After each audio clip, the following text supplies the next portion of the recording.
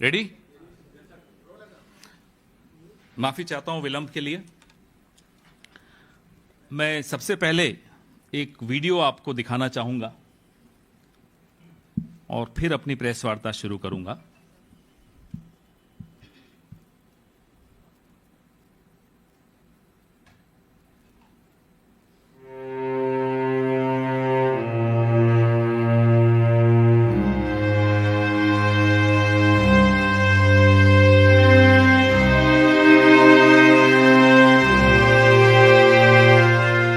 सरकार हम लोगों उसको बुड़बक बना के जमीन ले लिया है और नहीं उसमें कोई रुपया दिया है।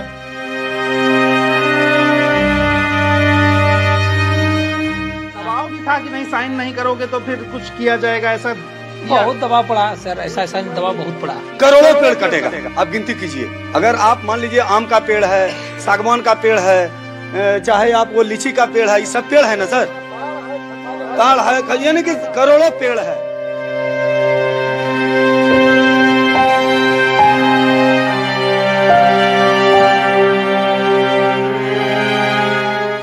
और 29,000 करोड़ का प्रोजेक्ट है और उस प्रोजेक्ट का इन्हें मुआवजा मनमाना उचित मुआवजा तक नहीं मिला।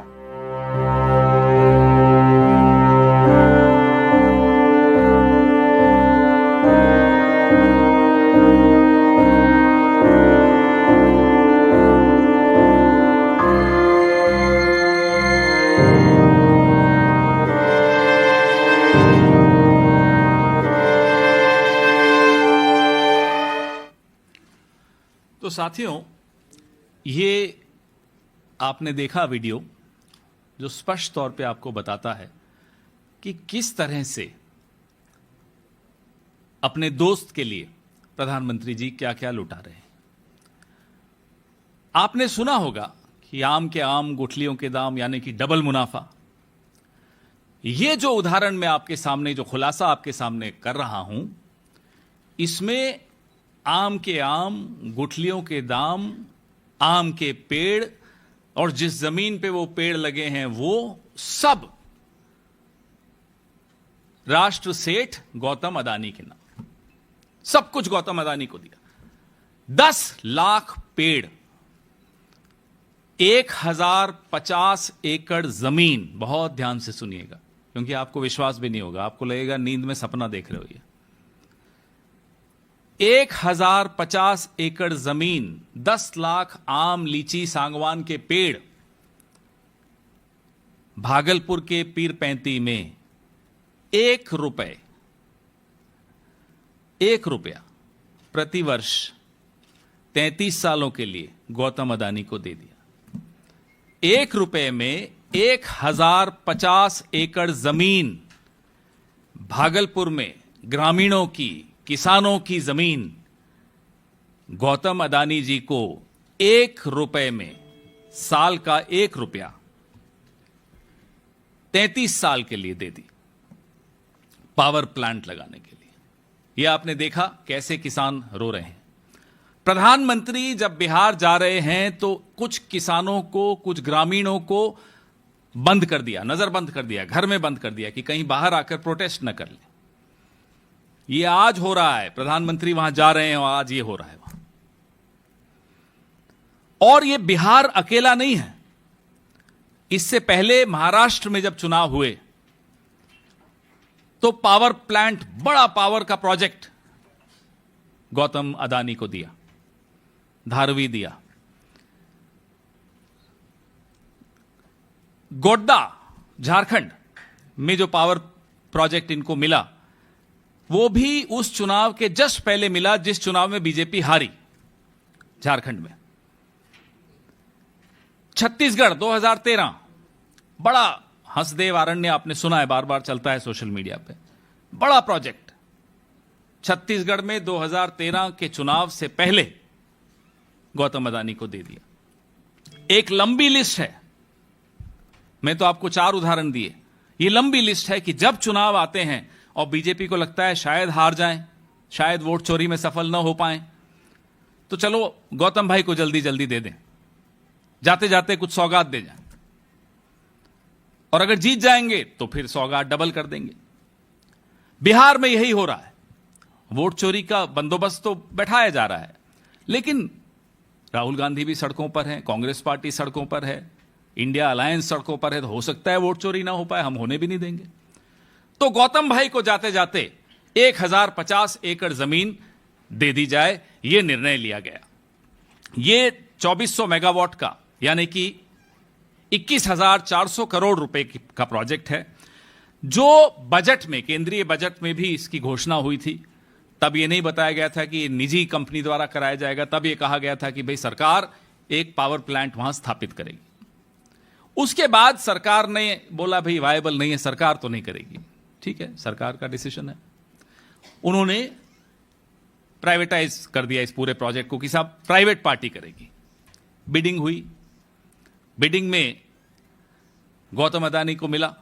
आप हैरान तो नहीं हुए होंगे, मैं भी हैरान नहीं हुआ, गौतम भाई भी हैरान नहीं हुए होंगे, और जिनको नहीं मिला वो भी हैरान नहीं हुए। कहानी यहां नहीं खत्म होती। कहानी सिर्फ पेड़ों की नहीं है, कहानी सिर्फ जमीन की नहीं है, कहानी सिर्फ ये रोते हुए किसानों की नहीं है। कहानी ये है कि बिहार की जमीन पर बिहार के पैसे से बना हुआ प्लांट, बिहार के कोयले से बनी हुई बिजली बिहार के लोगों को 6 रुपए प्रति यूनिट में बेची जाएगी। यानी कि मेरी और आपकी चमड़ी उतार के, उसका जूता बना के मुझे वापस बेचा जा रहा है, आपको वापस बेचा जा रहा है। ये वो कहानी। लूट, लूटने के बाद डबल लूट, ये सब प्रधानमंत्री के दोस्त होने का उनको लाभ मिल रहा है। सारी खुदाई एक तरफ और गौतम भाई एक तरफ। यह हो रहा है बिहार में। सरेआम लूट आपके सामने हो रही है, फिर नारे दिए जाते हैं एक पेड़ मां के नाम। जमीन किसान के लिए, हम सब किसान या देहात के बैकग्राउंड से आते हैं, या इस पीढ़ी से नहीं तो पिछली नहीं तो उससे पिछली पीढ़ी से हैं, सब वहीं से। जमीन को किसान मां के स्वरूप मानता है, और मां के आसपास पूरा कैंपेन चलाने में शर्म नहीं आती बीजेपी को। लेकिन मां स्वरूप जमीन, 1 रुपया उसकी कीमत लगाई उन्होंने। पेंसिल से साइन करवाए, जबरदस्ती साइन करवाए, धमकाकर साइन करवाए, और उसके बाद उस साइन को पेन से ठीक कर दिया, दुरुस्त कर दिया। इस तरह से वहां जमीनें ली जा रही। ये बहुत, एक तो हमने खुलासा किया 70,000 करोड़ का जो सीएजी रिपोर्ट में आया, ये उससे भी ज्यादा। ये 6 रुपए 75 पैसे प्रति यूनिट, लगभग 7 रुपए मान लीजिए। यही बिजली महाराष्ट्र में, मध्य प्रदेश में 4 या 5 रुपए में जाकर ये लोग बेचते हैं। तो बिहार के लिए ये अलग स्पेशल रेट क्या है? 6 रुपए 75 पैसे। ये सवाल हमारे हैं कि जब उत्तर प्रदेश में 4 रुपए हुआ, मध्य प्रदेश नहीं वो उत्तर प्रदेश है, और महाराष्ट्र में 3 रुपए हुआ, तो ये डबल इंजन की सरकार प्राइस को डबल क्यों कर देती? डबल से भी थोड़ा ज्यादा, अगर महाराष्ट्र से तुलना करें तो 3 रुपए का डबल 6 होना चाहिए, 6 रुपए 75 पैसे। ये इस तरह से लूटा जा रहा है, अपने दोस्त के लिए लूटा जा रहा है, बिहार को लूटा जा रहा है। चलिए मान लेते हैं आपने ये किया, आपको पैसे की जरूरत पता नहीं कब खत्म होगी, कितना पैसा चाहिए, कहां रखेंगे, क्या करेंगे उस पैसे का। इलेक्टोरल बॉन्ड से लेते हैं, चीन की कंपनियों से लेते हैं, सब कुछ देखा हमने। बिहार जैसे राज्य को, मैं उस राज्य को बीमार नहीं मानता, वो बीमार है नहीं, था नहीं, बीमार किया जाता है। इसी तरीके से बीमार किया जा रहा है उसको, और बीमारू का दर्जा दे देते हैं। फिर बिहार जैसे राज्य को आप जमीन छीनोगे, कोयला दोगे, पेड़ काटोगे, जबरदस्ती लोगों से जमीन ले लोगे, और उसके बाद उन्हीं लोगों को 6 रुपए 75 पैसे में वो बिजली बेचोगे। ये कहां का न्याय है? और हैरानी इस बात की है, माफ कीजिएगा, आपसे भी एक शिकायत है, क्यों नहीं होती ये सारी स्टोरीज? क्यों नहीं होता इस पे डिबेट? बड़ा आहत है जब मैं बोल रहा हूं, बहुत आहत होकर बोल रहा हूं। क्या ये मुद्दे नहीं है? क्या महीने के शुरुआत में जब आप बिल देते हैं बिजली का, आप में से कई लोग उस राज्य के हैं, अफसोस नहीं होगा? क्या उस वक्त आपके मन में यह नहीं आएगा कि सही वक्त पे अगर हमने ये सवाल उठाए होते तो शायद आज हमारे राज्य के लोगों को इतना बड़ा नुकसान नहीं हुआ होता? अब हमने समय रहते आपके सामने सब कुछ रख दिया। अब आप लोगों के हाथ में, बिहार के हाथ में, पत्रकारों के हाथ में, एक्टिविस्ट के हाथ में है। निर्णय लीजिए। आपके सवाल।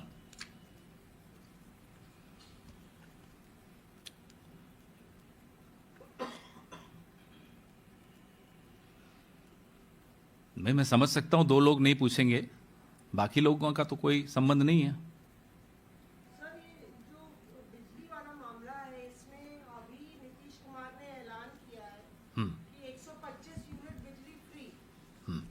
तो जो गरीब तबका है उसको पहले ही मतलब 125 यूनिट बिजली फ्री मिल रही है। तो आपको लगता नहीं है कि इसमें जो आप कनेक्शन अडानी साहब के साथ इस प्रोजेक्ट के साथ, क्योंकि आपने बिजली फ्री कर दी तो पैसा किसी का तो गया ना। किसका जाएगा? टैक्स पेयर का ही जाएगा ना। अदानी तो नहीं कहेगा कि मैं फ्री में दे रहा हूं, सरकार कह रही ना फ्री में दे रहा हूं, तो सरकार को अदानी को तो उतनी कीमत देनी पड़ेगी ना। तो आपसे डायरेक्ट आपकी जेब से नहीं लिया, पिछले हाथ से आया आपकी जेब से निकाल लिया, टैक्स पेयर का ही तो पैसा जाएगा। तो 6 रुपए 75 पैसे में इसलिए मान लूं कि माफ कर देते हैं क्योंकि 125 यूनिट फ्री है। फ्री किसके लिए है? फ्री उपभोक्ता के लिए, चलिए मान लेते हैं। वही उपभोक्ता डायरेक्ट और इनडायरेक्ट टैक्सेस के जरिए जो पैसा सरकार को देता है, वो सरकार उस पैसे को फिर अदानी को दे देगी 6 रुपए 75 पैसे प्रति यूनिट। तो फ्री क्या हुआ? वापस समझाऊं या क्लियर है? सर आप कह रहे हैं कि जनता का पैसा घुमा के अडानी साहब को दिया जा रहा है। कीमत तो 6 रुपए 75 पैसे मत रखिए। फिर आप कह रहे हैं 125 यूनिट फ्री देंगे, 126 होते ही आप पूरा बिल लेते हैं। आपको शायद ये मालूम है जो यहां का मॉडल है। तो 126 यूनिट होते ही आप 6 रुपए 75 पैसे के हिसाब से पूरा बिल दे देंगे। नंबर 1। नंबर 2, मान लो मैंने 125 यूनिट से कम खपत की, फिर भी सरकार तो अडानी को पैसा देगी 6 रुपए 75 पैसे के हिसाब से। वो पैसा सरकार कहां से लाएगी? मुझसे और आपसे ही तो लाएगी। नुकसान तो फिर भी है। तो कहां लाभ है मुझे बताइए, किसको लाभ है? चलिए इस पूरे इक्वेशन में लाभ किसको है? राष्ट्र के सेठ को लाभ है।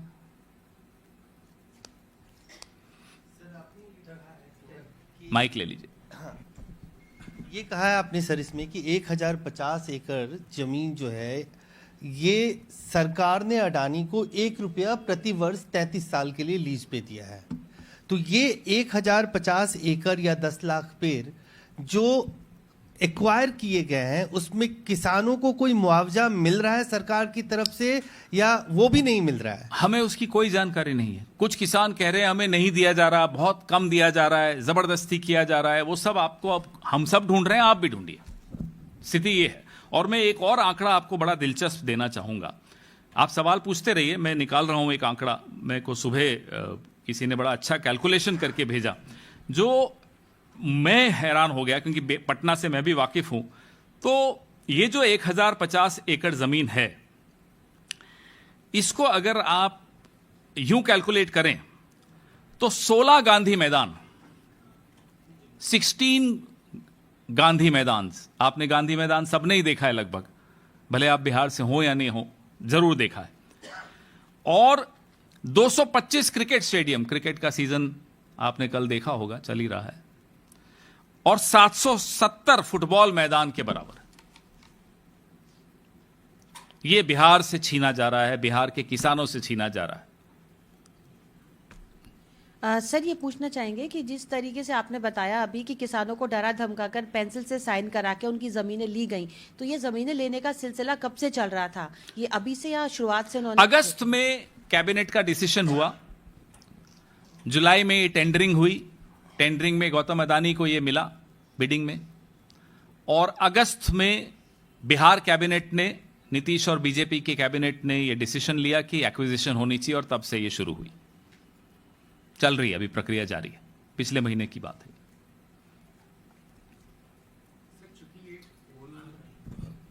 सर चूंकि ये कोल पे बेस्ड पावर प्लांट लगेंगे वहाँ पे, तो इसमें जो कोल की सप्लाई भी होनी है वो सख्ती पॉलिसी के थ्रू होनी है।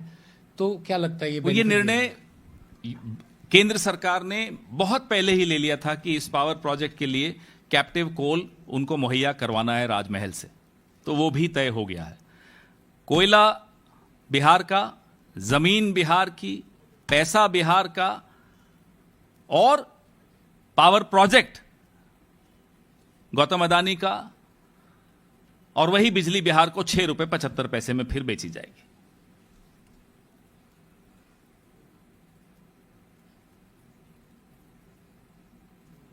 इतना सन्नाटा क्यों है भाई?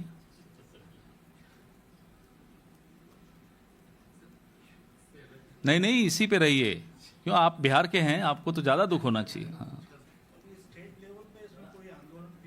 आपने उठा रहे हैं हम मुद्दा, आज पीसीसी भी आजकल में उठा ही रही है लगातार, और किसानों का आप देख ही रहे हैं कि कैसे वो लोग बैठे हैं, उनको नहीं आंदोलन करने दिया जा रहा। उनको, वो लोग चाहते हैं कि प्रधानमंत्री तक अपनी बात पहुंचाएं।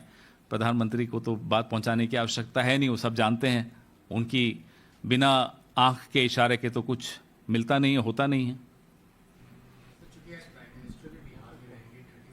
करोड़ का प्रोजेक्ट वहाँ पे वो देंगे बिहार को, तो ऐसे में सर इस प्रोजेक्ट पे आप लोगों ने सवाल उठाया है, तो फिर आप लोगों की क्या डिमांड रहेगी गवर्नमेंट? डिमांड क्या है? आपके सामने है कि भाई आप ये इतना खुलकर लूट कैसे कर सकते हो? जमीन भी दोगे, कोयला भी दोगे, सब कुछ दे दोगे, प्रोजेक्ट दे दोगे, टेंडर उनके नाम पे खुल जाएगा, उसके बाद 6 रुपए 75 पैसे में आप बिजली बिकवाओगे उनसे, 1 रुपए में आप जमीन दोगे। क्यों भाई, क्या हो रहा है? ये तो घोर कलयुग है। पवन सर, आप लोगों की गवर्नमेंट बनती है महागठबंधन की, तो क्या इस प्रोजेक्ट को लेकर रिव्यू करेंगे? ये सवाल भी नहीं होना चाहिए। आपको लगता है कि ये प्रोजेक्ट हो सकता है हमारी सरकार में? बिल्कुल नहीं हो सकता, कतई नहीं हो सकता इस तरह का प्रोजेक्ट। आप सोचिए कि जब वो 6 रुपए 75 पैसे बोल रहे हैं, कोई नेगोशिएशन नहीं करेंगे आप उनसे कि साहब महाराष्ट्र में आपने इतने में किया, 3 रुपए में किया, उत्तर प्रदेश में 4 रुपए में किया, तो बिहार में 6 रुपए 75 पैसे क्यों? कोई पूछे तो, नेगोशिएशन तो करिए, दबाइए तो लाला को।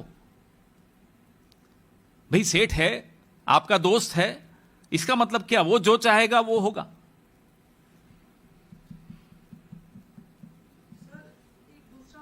नहीं, इस पे थोड़ा एक, कोर्ट का फैसला है। अब उस, मैं यहीं बैठा हूं, कहीं भाग तो रहा है नहीं, उस पर भी बात करेंगे, डोंट वरी। बात चुनाव से, भाई चुनाव से पहले आप गौतम अदानी को प्रोजेक्ट दे रहे हो, तो क्या मुद्दा नहीं बनेगा? बनेगा। ये डर है ना आपको कि चुनाव में हारेंगे, बाद में नहीं दे पाएंगे, दोस्त कहेगा, आंख दिखाएगा दोस्त, कह रहे यार दोस्ती किस काम की, आपने तो मुझे काम ही नहीं दिया इतना बड़ा। दबाव देखिए, नरेंद्र मोदी इस देश का प्रधानमंत्री, स्वघोषित सेल्फ प्रोक्लेम्ड विश्व गुरु, अपने दोस्त से कितना डरता है जी। अब पूछिए आप जो पूछना चाहते हैं। अब आप अपने एजेंडा पे, मैं अपना एजेंडा खत्म मेरा, चलिए। सर, सुप्रीम कोर्ट ने जो 5 साल तक मुस्लिम अनुयायी होने की शर्त पर रोक लगा दी है, और रोक तब तक रहेगी जब तक राज्य सरकारें नियम नहीं बनाती है। वक्फ बोर्ड में इसका अभी हम स्टडी कर रहे हैं, जो अभी रास्ते में मैं ऑर्डर देख रहा था, उस हिसाब से तो मुझे लगता है कि इस पॉइंट पर भी स्थिति को नहीं आना चाहिए था कि आप बिना चर्चा किए इस तरह से एक कानून बनाते हैं जिसको फाइनली जाकर सुप्रीम कोर्ट को हस्तक्षेप करना पड़ता है और सुप्रीम कोर्ट की तरफ से राहत आती है। ये पहली बार नहीं हो रहा, पिछले 10-11 साल में अनेक ऐसे मुद्दे आए जहां न्यायपालिका की वजह से राहत मिली। कोई भी सरकार, चुनी हुई सरकार, जनता के वोट से चुनी हुई सरकार, बिना चर्चा किए, बिना कंसल्टेशन किए जब कानून बनाएगी तो यही होगा। सर इसमें पवन जी, सर एक तो माइक, हाँ बोलिए, बोलिए, आप बोलिए। उनके सर पास माइक अंग्रेजी है, में भी बोल दीजिएगा। जैसे कि सर 2-3 प्रावधान जो काफी जिसको चैलेंज किया गया था, उसमें एक तो ये 5 साल का जो एक क्राइटेरिया रखा गया था कि 5 साल इस्लाम प्रैक्टिस करना चाहिए तभी आप सदस्य बनेंगे, उसको लेकर भी रोक लगाई है। दूसरा ये भी कहा है कोर्ट ने कि सुप्रीम कोर्ट ने साफ कहा है कि किसी भी व्यक्ति के अधिकार तय नहीं कर सकता कोई अधिकारी जब तक नामित अधिकारी की जांच पर अंतिम निर्णय ना हो जाए। वक्फ की संपत्ति के मालिकाना हक का फैसला ट्रिब्यूनल और हाईकोर्ट द्वारा ना किया जाए। हाँ, जो प्रावधान था इस कानून में, नए कानून में, वो ये था कि अगर किसी वक्फ की जमीन पर मैंने नोटिस भी दिलवा दिया, तो जिस दिन वो नोटिस वहां चिपका या वहां सर्व हुआ, उस दिन से वो वक्फ की प्रॉपर्टी नहीं रहेगी। ये बड़ा अनोखा कानून था, तो उसमें सुप्रीम कोर्ट ने राहत दी है, और जो पहला प्रावधान आपने बताया उसमें भी राहत दी है। अभी स्टडी करने दीजिए, फिर और इस पर चर्चा करेंगे। मेरा सवाल ये है कि कल एक पवन जी, कल एक चर्चित मैच हुआ है भारत और पाकिस्तान के बीच एशिया कप में, और इसके ऊपर पाकिस्तान के पीसीबी ने एक निराशा जाहिर की है, जो हाथ नहीं मिलाया, हैंडशेक नहीं किया, और जो पहलगाम का जिक्र हुआ भारतीय कप्तान की ओर से इस पूरे मैच को लेकर, और उसके बाद जो बयान हुआ है पहलगाम का जिक्र करते हुए, इसको न कैसे आपको हैंडशेक से दिग्भ्रमित होना है, न आपको पीसीबी के बयान से दिग्भ्रमित होना है। कठपुतलियां हैं, धागा किसके पास है? एक तरफ वो ताली बजाते हुए, नारे लगाते हुए देशभक्त बेचारे, बड़ा बुरा लगता है उनके लिए। दूसरी तरफ बेचारे खिलाड़ी, उनके लिए भी बुरा लगता है। और पीछे व्यापारी, व्यापारी तय करता है कि कब नारे लगवाने हैं देशभक्तों से, ताली बजवानी है, और व्यापारी तय करता है कि कब क्रिकेट खिलवाना है। तो ना आप खिलाड़ी की तरफ देखिए, उसकी भी मजबूरियां हैं, ना आप बेचारे देशभक्तों की तरफ देखिए, उसमें हम सब शामिल हैं, आप सब शामिल हैं। आप पीछे व्यापारी पर फोकस कीजिए, जिसके हाथ में सारे धागे हैं। जब उसको वोट चाहिए होते हैं तो वो देशभक्तों से तालियां बजवाता है, नारे लगवाता है, गुस्सा दिलवाता है उनको। जब व्यापारी को लगता है कि हो गया, अब इसका काम खत्म, अब नोट चाहिए, पैसे चाहिए, फिर वो खिलाड़ी को आगे करता है, फिर उससे खिलवाता है। अब वो व्यापारी के अलग अलग भतीजे हैं, उनमें से एक जय शाह है। इसके आगे मैं क्या कहूं, आपको समझ में आ ही गया होगा।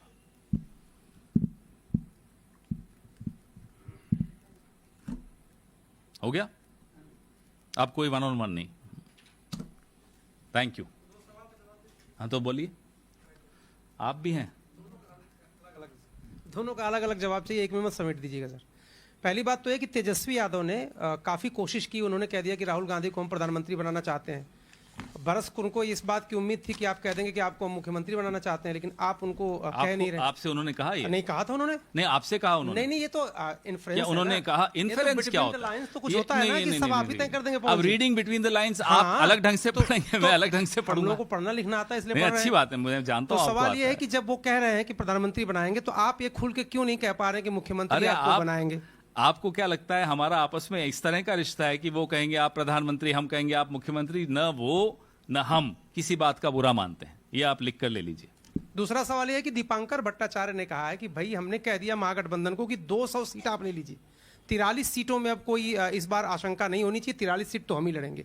इस पर आप क्या कहेंगे? ये मैं बता दूं आपको, हमारा पूरा गठबंधन, सीटों पे तो हम आपस में तय कर लेंगे, आपको बता ही देंगे, लेकिन हमारा पूरा गठबंधन एक भी वोट चोरी नहीं होने देगा। धन्यवाद।